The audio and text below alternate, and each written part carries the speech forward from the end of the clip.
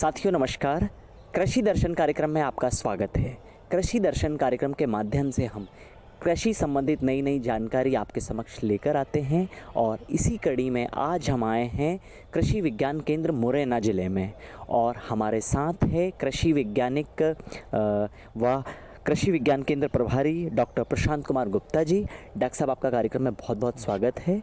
Doctor साहब हम जानना चाहेंगे कृषि विज्ञान केंद्र में वर्ष भर कौन कौन से कार्यक्रम संचालित किए जाते हैं? सबसे पहले मैं इस मंच से और प्रसार माध्यम से हमारे कृषक बंधुओं का यहाँ हार्दिक स्वागत करता हूँ। कृषक भाइयों, कृषि विज्ञान केंद्र जो हमारे पूरे मध्य प्रदेश और पूरे भारतवर्ष में जिलेवार केंद्रित हैं, इनका मुख्य माध्यम हमारी कृषि से संबंधित जो तकनीकी हैं किसानों तक पहुँचाना है। हमारे केंद्र के माध्यम से समसामयिक जानकारियों के माध्यम से कई व्यावसायिक प्रशिक्षण भी आयोजित किए जाते हैं। वर्तमान में हमारा जो मुख्य कार्यक्रम है वो है कि हम किस तरह से किसानों को और किसानों के कृषक युवाओं को, ग्रामीण युवाओं को कृषि की तरफ प्रेरित करने के लिए उनको व्यावसायिक प्रशिक्षण दें, जिसके लिए हम स्किल ट्रेनिंग, व्यावसायिक प्रशिक्षण और आर्या परियोजना के अंतर्गत कई तरह के प्रशिक्षण आयोजित कर रहे हैं। जी डॉक्टर साहब, जैसे आपने अभी प्रशिक्षण की बात कही तो हम ये जानना चाहेंगे कि प्रशिक्षण कितनी समय अवधि का होता है और ये साल में कब कब आयोजित किए जाते हैं? प्रशिक्षण का जो समय है वो हमारी मौसम के और फसलों के आधार पर आधारित होता है। उदाहरण के तौर पर अगर जायद का मौसम है और हमारे खरीफ की फसल रबी और 3 भागों में हम अगर फसलों को बांटते हैं तो उससे संबंधित जो भी प्रशिक्षण होते हैं उस समय हम करते हैं और वो 3 तरह से होते हैं। एक तो हमारे बाह्य परिसर प्रशिक्षण होते हैं जो कि आपके किसान के खेतों पर जाकर उनके गाँव में जाकर हम आयोजित करते हैं जी। दूसरे प्रशिक्षण हमारे अंतर परिसर प्रशिक्षण होते हैं जो हम केंद्र पर आयोजित करते हैं किसानों को बुलाकर। तीसरा, हम जो हमारे प्रसार कार्यकर्ता हैं कृषि विभाग के, उद्यानिकी विभाग के, पशुपालन विभाग के, ये मत्स्य पालन विभाग के, उनके लिए हम जो तकनीकी जानकारी वो देते हैं इन सर्विस ट्रेनिंग के माध्यम से जी। और जो हमारे ग्रामीण युवा हैं जो कृषि में अपना रोजगार ढूंढ रहे हैं या कुछ करना चाहते हैं उनके लिए हम व्यावसायिक प्रशिक्षण भी आयोजित करते हैं, जिनकी अवधि सामान्य तौर पर 5 से 7 दिन की होती है और कृषकों के लिए जो हम प्रशिक्षण आयोजित करते हैं वो 1 से 2 दिन के होते हैं। तो साथियों, आपने जाना कृषि विज्ञान केंद्र में कई सारे प्रशिक्षण कार्यक्रम आयोजित किए जाते हैं और हमारे युवा भाई अगर यहाँ कृषि विज्ञान केंद्र आते हैं और चीज़ों की जानकारी लेते हैं तो वह भविष्य में जो भी क्षेत्र में काम करना चाहे उसका प्रशिक्षण ले सकते हैं। डॉक्टर साहब, जैसे आपने अभी आर्य परियोजना के बारे में जिक्र किया, तो यह परियोजना क्या है और युवा किस तरीके से लाभ ले सकते हैं? देखिए, ये केंद्र सरकार से प्रायोजित एक फ्लैगशिप प्रोग्राम है केंद्रीय कृषि किसान कल्याण कृषि विकास विभाग का और इसका जो एब्रीविएशन है वो है attracting rural youth in agriculture. जो ग्रामीण युवा हैं कृषि के प्रति उनको आकर्षित करना और खेती के अंदर उनको जोड़ के रखना, ये इसका मुख्य उद्देश्य है जी। इसके लिए हमारे केंद्र पर 3 आपकी इंटरप्राइजेज हैं, व्यवसाय हैं, जैसे मधुमक्खी पालन है, मशरूम उत्पादन है और आपका ब्रॉयलर जो मुर्गी पालन है। उस 3 तरह के व्यवसाय को हम प्रशिक्षण देते हैं। वर्ष भर हम बैचेज बना के 25 से 30 हमारे ग्रामीण युवाओं का हम बैच बनाकर 5 से 7 दिन का प्रशिक्षण आयोजित करते हैं। इसके बाद उनको प्रशिक्षण मिलने के बाद बैंक के माध्यम से अगर उनको लोन लेने की आवश्यकता होती है तो उनको उसमें भी हम फैसिलिटेट करते हैं और उनको आने वाले समय में उनके जो व्यवसाय उन्होंने चुना है उसकी अगर मार्केटिंग से संबंधित कोई समस्या आती है उसमें भी उनका सहयोग करते हैं, मार्गदर्शन करते हैं और इसका मुख्य मकसद ये है कि हमारे ग्रामीण युवा अपना खुद का व्यवसाय तैयार कर सकें, उसको चालू कर सकें। तो डॉक्टर साहब, ये आर्य परियोजना के अंतर्गत क्या कोई अनुदान भी दिया जाता है? नहीं, इसमें मेन जो हमारा उद्देश्य है, मुख्य उद्देश्य जो है हमारे ग्रामीण युवाओं को प्रशिक्षित करना और उस प्रशिक्षण के आधार पर उनको बैंक के माध्यम से लोन की व्यवस्था होती है और सरकार के भी कई ऐसे कार्यक्रम होते हैं जिसमें सब्सिडी का प्रावधान होता है। जैसे कि अगर उनको मधुमक्खी पालन का इकाई डालनी है तो उसमें जो बी बॉक्सेस होते हैं उसके लिए उनको अनुदान मिल जाता है। अगर मशरूम उत्पादन करना चाहता है तो मशरूम उत्पादन इकाई लगाने के लिए भी उद्यानिकी विभाग के माध्यम से कई तो अगर हम आसान भाषा में इसे जानना चाहें तो मतलब एक सर्टिफिकेट प्रदान होता है कि फला व्यक्ति को काम आता है ताकि बैंक भी उस पर विश्वास करता है। खेती में देखा यह जाता है वर्तमान में कि खर्च बहुत ज़्यादा बढ़ता जा रहा है। हमारे किसान भाई कई बार ये शिकायत करते हैं, तो खर्च कैसे कम किया जाए? क्या जैविक खेती इसका विकल्प है? इस बारे में भी आप कोई प्रशिक्षण प्रदान करते हैं? बिल्कुल। देखिए, जो खेती में हमारे मुख्य खर्च हैं, जो लागत का जो हमारी क्षेत्र हैं, सबसे पहले तो हमारे जो लागत आती है वो कृषि आदानों पे आती है, चाहे वो बीज हो, खाद हो, दवाइयाँ हों। और दूसरी लागत हमारी जो आती है श्रम पर आती है जी। और तीसरी महत्वपूर्ण जो लागत आती है वो उसकी कटाई और दूसरे जो पोस्ट हार्वेस्ट हमारे जो प्रबंधन है उसके ऊपर। तो हम आमतौर पर इस लागत बढ़ने का मेन कारण ये होता है कि हमें कृषक बंधु हमारे जिनके जोत का आकार बड़ा है वो अधिक से अधिक काम श्रमिकों के माध्यम से कराना चाहते हैं। घर पे भी काम करने के लिए पहले हमने देखा कि कृषक महिलाएं और फैमिली मेंबर जो होते हैं सारे सहयोग करते थे। अब किसान केवल खेती के लिए रह जाता है और वो बाकी श्रमिकों के माध्यम से काम कराता है, तो इससे उसकी लागत बहुत ज़्यादा बढ़ जाती है। तो सबसे पहले तो मैं हमारे किसान बंधुओं को ये कहना चाहूँगा कि अगर आप खेती में जुड़े हुए हैं तो आपको अधिक से अधिक अपना श्रम जो है पारिवारिक श्रम है उसका उपयोग करना चाहिए, उससे आप बहुत सारी लागत बचा सकते हैं। दूसरी बात जो आपने बोला जैविक खेती के जो हमारे उत्पाद हैं क्या वो विकल्प बन सकते हैं? बिल्कुल निश्चित तौर पर विकल्प बन सकते हैं और बहुत कम लागत पर विकल्प बन सकते हैं।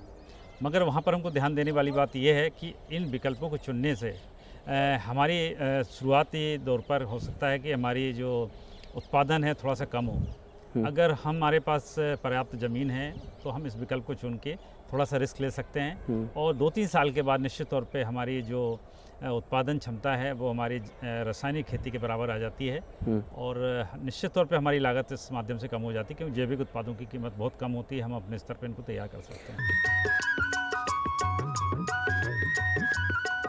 अरे सुन तो। मुझे क्या सुनाना चाहते हो? जो सुनाओ मेरी सौतन को। किसको? अरे वही तुम्हारा मोबाइल फोन जिससे सुबह शाम दिन रात चिपके रहते थे और कहते थे किसान कॉल सेंटर से बातें हो रही हैं। अच्छा ये बात है। हाँ क्यों, क्या हुआ? अब बात नहीं होती क्या? अब तो झट से बात हो जाती है। संबंधी समस्याओं का अपनी भाषा में तुरंत हल पाने के लिए पूरे भारत में किसी भी फोन से हेल्पलाइन नंबर पर संपर्क करें। किसानों का दोस्त किसान कॉल सेंटर। डॉक्टर साहब, जैविक खेती में करने के लिए मतलब पशुपालन से कितना ज़्यादा सपोर्ट मिलता है अगर कोई किसान भाई पशुपालन करता है तो? देखिए, कहीं ना कहीं जैविक खेती हमारे पशुपालन के इर्द गिर्द घूमती है जी। जो भी जैविक उत्पाद हैं और चाहे वो हम प्राकृतिक खेती के लिए उपयोग में ला रहे हैं या जैविक खेती के लिए ला रहे हैं, उसमें हमारा जो पशु हैं उनका होना बहुत आवश्यक है। खासतौर से हम प्राकृतिक खेती की बात करते हैं तो वहाँ पर गाय को रखना अनिवार्य है जी। गाय, क्योंकि हमको गोबर चाहिए और गौमूत्र का उपयोग हम इसमें करते हैं इनको जैविक उत्पादों को बनाने के लिए। और तो निश्चित तौर पे हमको गाय और देसी गाय रखने का इसमें आपकी प्रावधान है। और हम अगर जैविक खेती की बात करें तो वहाँ हम गोबर की खाद, वर्मी कंपोस्ट बनाना चाहते हैं या नाडेप की खाद बनाना चाहते हैं। निश्चित तौर पर उसमें गोबर की आवश्यकता होती है और वर्मी कंपोस्ट के लिए हमें बम्स की आवश्यकता होती है। तो कहीं ना कहीं हमको पशुपालन जो है जैविक खेती से बिल्कुल जुड़ा हुआ भाग है और अगर हम करना चाहते हैं तो निश्चित तौर पशुपालन को भी हमको अपनाना पड़ेगा। तो साथियों, आपने देखा जैविक खेती करने के लिए पशुपालन बहुत ज़रूरी है क्योंकि यह एक दूसरे से जुड़े हैं।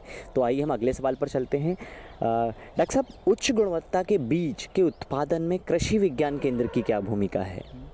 देखिए, कृषि विज्ञान केंद्र का जो उद्देश्य है उसमें हमको नई तकनीकों का प्रसार तो करना ही है, साथ में उत्तम उच्च गुणवत्ता का बीज भी उपलब्ध कराना हमारा एक मुख्य काम है। बीज के साथ उच्च गुणवत्ता के पौधे, फलदार पौधों के पौधे और नर्सरी भी उपलब्ध कराना हमारा उद्देश्य है। तो उच्च गुणवत्ता के बीजों में बात करें, जैसे कि हमारे यहाँ एक सीडहब परियोजना कार्यरत है कृषि विज्ञान केंद्र मुरैना में जी, जिसके अंतर्गत दलहनी फसलों का हम बीज तैयार करते हैं।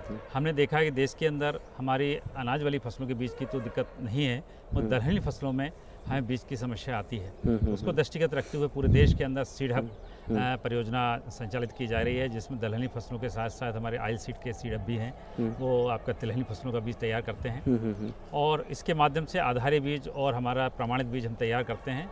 प्रमाणित बीज कृषकों के लिए उपयोग में आता है, जबकि आधारी बीज हमारे बीज उत्पादन कार्यक्रम में लिया जाता है।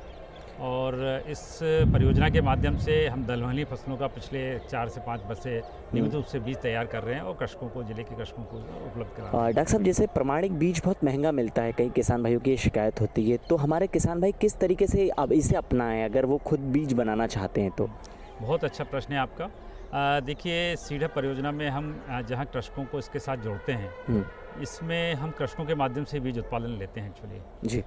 जो हमारे पूरे ज़िले के कृषक हैं, जो थोड़ा सा प्रगतिशील कृषक हैं, जिनके पास पर्याप्त ज़मीन है और थोड़ा सा तकनीकी खेती करना चाहते हैं, उसको हम जोड़ते हैं इससे और उनको उच्च गुणवत्ता का हम प्रजनक बीज उपलब्ध कराते हैं, उनके खेत पर ही खेती कराते हैं और हमारा जो बीज प्रमाणीकरण संस्थाएं हैं उनके माध्यम से उनका पंजीयन करा के हम उनका सर्टिफिकेशन कराते हैं और बहुत अच्छी बात है कि जो बीज वो उत्पादित करते हैं वो हम वापस ले लेते हैं। इसके बाद उसकी जो टेस्टिंग की जो प्रक्रिया है वो हम कराने के बाद जब बीज के रूप में वो मान्यता प्राप्त हो जाती है, वो पास हो जाता है, तो उसको हम बीज का जो है पैसा देते हैं। तो इस तरह से कृषकों के जो बीज का जो आम मंडी में जब बेचने जाता है उसकी तुलना में यहाँ बहुत अधिक दाम पर हम उस बीज को ले लेते हैं, बीज के कीमत पर।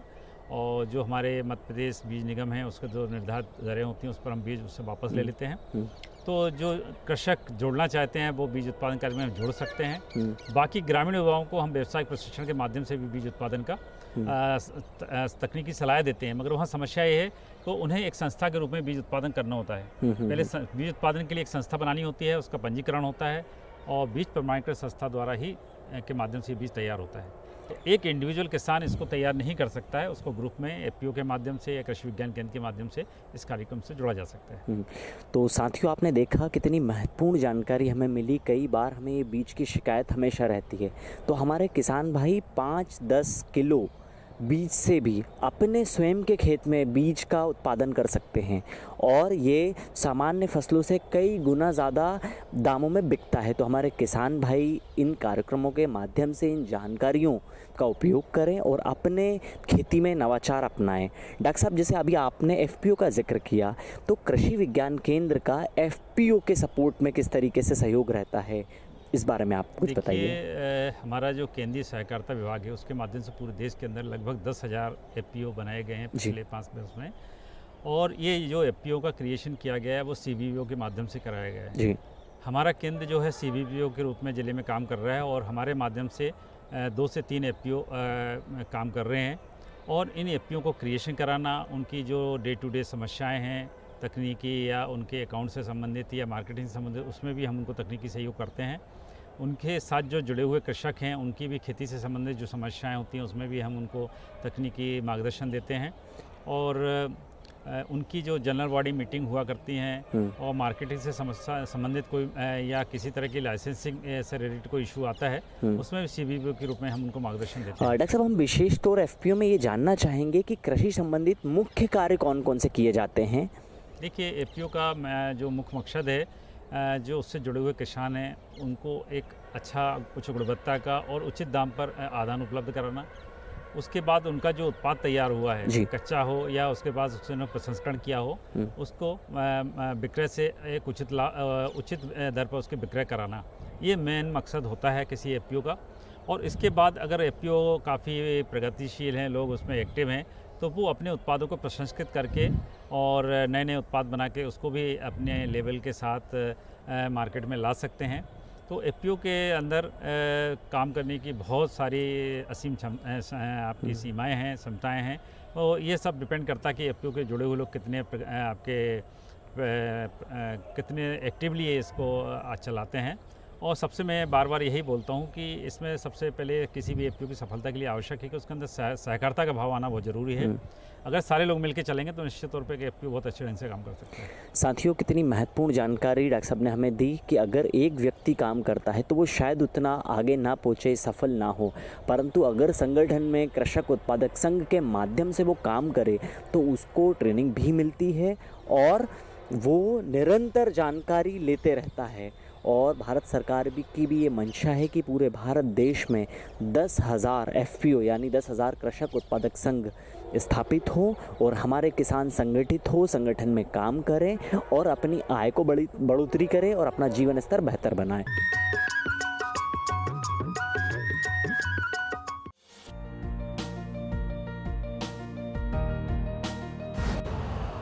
यूरिया का स्वदेशी उत्पादन 70 लाख टन बढ़ाने के लिए 6 उर्वरक संयंत्रों का उद्धार किया जा रहा है। एफसीआईएल के गोरखपुर, सिंदरी, तलचर और रामागुंडम संयंत्र, एचएफसीएल की बरौनी इकाई और बीवीएफसीएल की नामरू 4th सोने पर सुहागा ये है कि देश में अब बनेगा सिर्फ नीम लेपित यूरिया, क्योंकि इससे होगा किसानों का फायदा ही फायदा।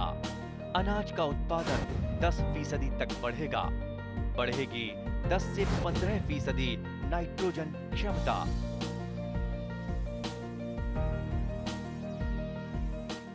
डॉक्टर साहब, हमारा अगला सवाल है विशेषकर मुरैना ज़िले को लेकर कि जैसे उत्पादन तो हमारा किसान भाई करता है, प्रसंस्करण के क्षेत्र में विशेषकर मुरैना में कौन कौन से उत्पाद प्रसंस्कृत किए जा रहे हैं? देखिए, हमारा जो ज़िला है मुरैना ज़िला है, 2 फसलों के लिए जाना जाता है जी। खरीफ में बाजरा और रबी में सरसों की फसल के लिए। तो सरसों के प्रसंस्कृत करके उससे जो हमारा सरसों का तेल है उसके उत्पादन का तो बहुत बड़ा यहाँ इंडस्ट्री है पूरे देश में, पूरा इवन एशिया लेवल पर हमारा एक काफ़ी बड़ा यहाँ पर एक्सट्रैक्शन प्लांट है। इसके अलावा छोटी छोटी कई इकाइयाँ हैं जिसके माध्यम से यहाँ के कृषक जो हैं अपना जो है सरसों को से ऑयल को एक्सट्रैक्ट करते हैं और उसके बाद उससे जो बाई प्रोडक्ट बनते हैं DIL केक वगैरह है उसको भी उत्पादित कर लेते हैं। साथ ही दूसरा जो हमारा प्रसंस्करण का क्षेत्र है वो शहद का है।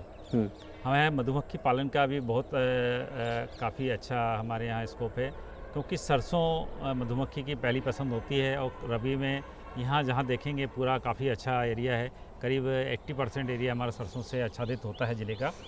तो उसमें हमारा मधुमक्खी पालन की बहुत सीमित सीमाएँ हैं, क्षमताएँ हैं इस क्षेत्र के अंदर।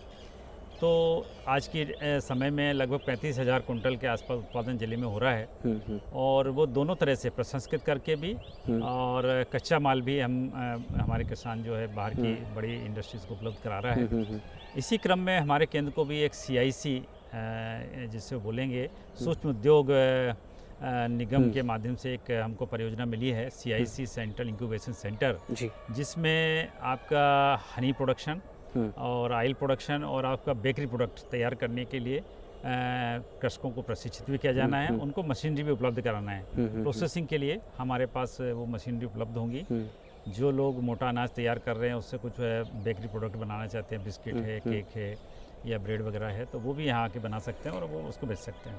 हमारा अगला सवाल है कि डॉक्टर साहब, जैसे देखा ये गया है कि कृषि क्षेत्र में मतलब खाद, बीज, दवाई कई बार एक निश्चित अनुपात में नहीं डलती। हमारे किसान भाई कई बार ज़्यादा बीज का उपयोग करते हैं, ज़्यादा रासायनिक खाद का उपयोग करते हैं, तो इसको किस तरीके से संतुलित मात्रा में उपयोग किया जाए?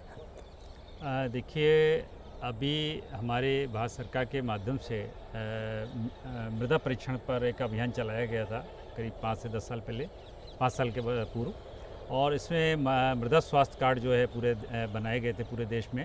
और उसका मुख्य मकसद ही यही था कि हमारा जो कृषक है मिट्टी की जांच कराए और मिट्टी की आवश्यकता, उसकी पोषण की आवश्यकता के अनुसार उसको उर्वरक दे। जी।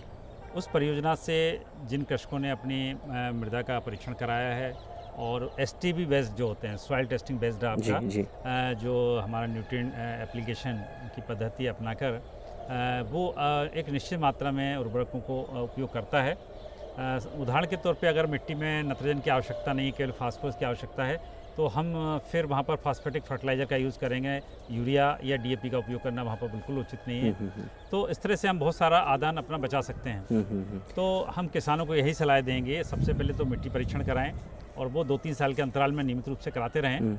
और इसके बाद मिट्टी परीक्षण के बाद जो सॉइल हेल्थ कार्ड बन रहा है उसका उपयोग करते हुए उसको दिखाकर ही अपनी मिट्टी में जो भी फसल ले रहे हैं उसका जो उर्वरक का उपयोग है उसका निर्धारण करें वैज्ञानिकों के माध्यम से। और जो तो दर्शकगण, आपने इस कार्यक्रम के माध्यम से जाना कि मृदा स्वास्थ्य कार्ड कितना ज़रूरी है ताकि हम मृदा के पोषक तत्वों के बारे में जानकर बीज का, खाद का संतुलित उपयोग कर सके। डॉक्टर साहब, चलते चलते हमारा एक और सवाल है कि आज बड़े पैमाने पे ग्रामीण क्षेत्र से पलायन शहर की ओर हो रहा है, जबकि शासन स्तर पर कई सारी अनुदान की योजनाएं चलाई जा रही है। तो हमारे युवाओं को क्या संदेश देना चाहेंगे आप? मेरा अपने ग्रामीण युवाओं को यही संदेश है कि अगर देश को प्रगतिशील बनाना है और विकसित राष्ट्र बनाना है तो उनकी महत्वपूर्ण भूमिका है और उस भूमिका को उनको ग्रामीण क्षेत्र में रहकर ही निभाना है।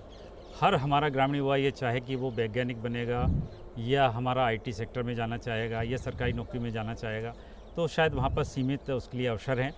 ग्रामीण क्षेत्र में खेती से जुड़े हुए अनेक अवसर उसके पास उपलब्ध हैं। अगर वो श्रम करने के लिए तैयार है और बहुत सारी जानकारियाँ, बहुत सारे माध्यम हैं उसको आपको प्रशिक्षित करने के लिए। उन प्रशिक्षणों के माध्यम से वो अपने नॉलेज को, अपनी तकनीकी ज्ञान को बढ़ा सकता है। बहुत सारी वित्तीय संस्थाएं हैं जो उसको लोन देने की तैयार हैं, बशर्ते उसके पास ज्ञान हो और वो रिस्क लेने की क्षमता हो। तो ग्रामीण अपना युवा जो है ग्रामीण क्षेत्र में भी अपनी रुचि के अनुसार व्यवसाय को तय कर सकता है और उससे अधिक से अधिक लाभ ले सकता है और निश्चित तौर पर देश को विकासशील बनाने में अपना योगदान देने में सहभागी हो सकता है। हाँ बिल्कुल डॉक्टर साहब, आज आपने इतनी महत्वपूर्ण जानकारी दी। बिल्कुल हमारा किसान भाई, हमारे युवा साथी इस जानकारी का लाभ उठाकर बिल्कुल कामयाब होंगे और कृषि क्षेत्र में अगर कोई नवाचार करना चाहता है तो प्रशिक्षण के माध्यम से वो बिल्कुल सफल होगा। नमस्कार किसान भाइयों, स्वागत है आपका खबरें खेती की में। चलिए नज़र डालते हैं आज के मुख्य समाचारों पर। अच्छी किस्मों के बीज छोटे किसानों तक पहुँचें। देश में अब तक 256 लाख टन हुई गेहूं खरीदी। मध्य प्रदेश में जायद की बोनी 10 लाख हेक्टेयर पार। गहरी जुताई से लाभ। औषधीय पौधा सदाबहार। और अब खबरें विस्तार से। कृषि अनुसंधान देश के कृषि क्षेत्र का प्रमुख आधार है। इसे और अधिक सशक्त करने तथा कृषि शोध के क्षेत्र में नवाचार करने के साथ ही वर्तमान योजनाओं और कार्यक्रमों के प्रभावी कार्यान्वयन के उद्देश्य से केंद्रीय कृषि और ग्रामीण विकास मंत्री श्री शिवराज सिंह चौहान ने भारतीय कृषि अनुसंधान परिषद के उप महानिदेशकों के साथ नई दिल्ली में मैराथन बैठक की। बैठक में केंद्रीय मंत्री ने ICAR के विभिन्न प्रभागों द्वारा किए जा रहे शोध प्रयोगों की जानकारी लेने के साथ ही भावी रणनीतियों के बारे में विस्तार से मार्गदर्शन दिया। बैठक में श्री चौहान ने अच्छी किस्म के बीज विकसित करने का निर्देश दिया। दलहन में मेड़ वाली किस्म विकसित करने पर भी जोर दिया। श्री चौहान ने कहा कि दलहन को बढ़ावा देने के लिए क्या साइंटिफिक अप्रोच हो सकती है, इस दिशा में काम होना चाहिए। सोयाबीन की खेती को बढ़ावा देने पर विशेष जोर देते हुए कृषि मंत्री ने इस दिशा में विभिन्न राज्यों के मुख्यमंत्रियों और कृषि मंत्रियों के साथ चर्चा की। श्री चौहान ने KVK की भूमिका पर अलग से बल देते हुए कहा कि किसानों को विज्ञान और प्रौद्योगिकी से जोड़ने के लिए कृषि विज्ञान केंद्रों से ज़्यादा महत्वपूर्ण भूमिका और किसी की नहीं हो सकती। इस बात पर रबी सीजन में गेहूं की खरीद ने नया कीर्तिमान रच दिया है। उपभोक्ता कार्य, खाद्य और सार्वजनिक वितरण मंत्रालय के ताज़ा आंकड़ों के मुताबिक अब तक देश भर में 256.31 लाख मीट्रिक टन गेहूं खरीदा जा चुका है। यह पिछले साल के 205.41 लाख मीट्रिक टन के मुकाबले करीब 25% ज़्यादा है। इस खरीद से 21.03 लाख किसानों को फ़ायदा हुआ है और उनके खातों में न्यूनतम समर्थन मूल्य के तहत 62,155 करोड़ रुपए पहुँचे हैं। गेहूं खरीद में पंजाब, हरियाणा, मध्य प्रदेश, राजस्थान और उत्तर प्रदेश सबसे आगे रहे हैं। पंजाब के 103.89 लाख मीट्रिक टन, हरियाणा ने 65.67 लाख मीट्रिक टन, मध्य प्रदेश ने 67.57 लाख मीट्रिक टन, राजस्थान ने 11.44 लाख मीट्रिक टन और उत्तर प्रदेश ने 7.55 लाख मीट्रिक टन गेहूं केंद्रीय पूल में दिया। प्रदेश में चालू जायद वर्ष 2025 में लगभग 11,59,000 हेक्टेयर में मूंग लेने का लक्ष्य रखा गया है। इसके विरुद्ध अब तक 8,80,000 हेक्टेयर में मूंग की बोनी हो गई है, जो पिछले लक्ष्य के विरुद्ध 76% है। समर्थन मूल्य में बेहतर कीमत मिलने के कारण गत वर्ष किसानों को लाभ हुआ। इसे देखते हुए लक्ष्य में इस वर्ष 1 लाख हेक्टेयर की वृद्धि की गई है तथा किसान मूंग लगाने के प्रति उत्साहित भी है। राज्य में इस वर्ष 13,47,000 हेक्टेयर से अधिक क्षेत्र में जायद फसलें लेने का लक्ष्य रखा गया है। खरीफ की स्वस्थ व अच्छी फसल लेने के लिए खेत की गहरी जुताई का अपना महत्व है। इस कार्य के लिए यही उचित समय है। गहरी जुताई का समय रबी फसल कटाई के तत्काल बाद से लेकर मई के अंत तक कर सकते हैं। इस अवधि में जुताई करने पर 30 से 40% तक फसलों की पैदावार बढ़ सकती है। हर वर्ष गहरी जुताई की आवश्यकता नहीं होती। 3 वर्ष में एक बार गहरी जुताई अवश्य करना चाहिए। ग्रीष्मकाल में जुताई 15 सेंटीमीटर गहराई तक किसी भी मिट्टी पलटने वाले हल से करना चाहिए। जुताई हमेशा खेत के ढलान के विपरीत दिशा में ढलान को काटते हुए करना चाहिए, जिससे वर्षा का पानी व मिट्टी ना बहे। मिट्टी के बड़े बड़े ढेले रहना चाहिए, मिट्टी भुरभुरी ना हो सके, इस बात का ध्यान रखना चाहिए। ज़्यादा रेतीली इलाकों में गर्मी की जुताई नहीं करना चाहिए। गहरी जुताई के लिए एक विशेष यंत्र रेवल ट्रिपल मोल्ड प्लाऊ का उपयोग करके खेतों की गहरी जुताई का कार्य किया जा सकता है।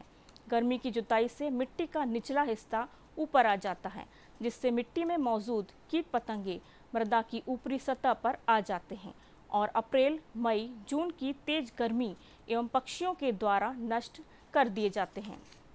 गहरी जुताई से खेत की जल ग्रहण क्षमता बढ़ जाती है। देश एवं प्रदेश में कई साधारण औषधीय पौधे इतने गुणकारी हैं कि वह बड़े एवं जानलेवा रोगों पर भी असरदार सिद्ध होते हैं।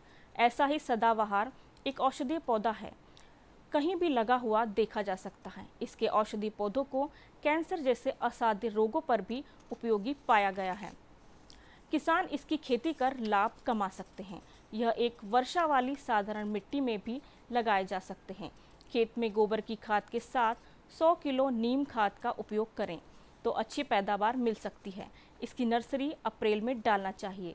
2.5 किलो बीज की पौध 1 हेक्टेयर में खेत के लिए पर्याप्त होती है। अच्छे अंकुरण के लिए बीज को 10 से 12 घंटे पानी में भिगोकर रखें तथा रेत में मिलाकर छिड़काव करना चाहिए। तो किसान भाइयों, खबरें खेती की में आज बस इतना ही। दीजिए अनुमति। नमस्कार। तो साथियों, इस कार्यक्रम में आज बस इतना ही। अगले कार्यक्रम में हम फिर खेती संबंधित नई जानकारी लेकर आपके समक्ष उपस्थित होंगे। तब तक के लिए नमस्कार।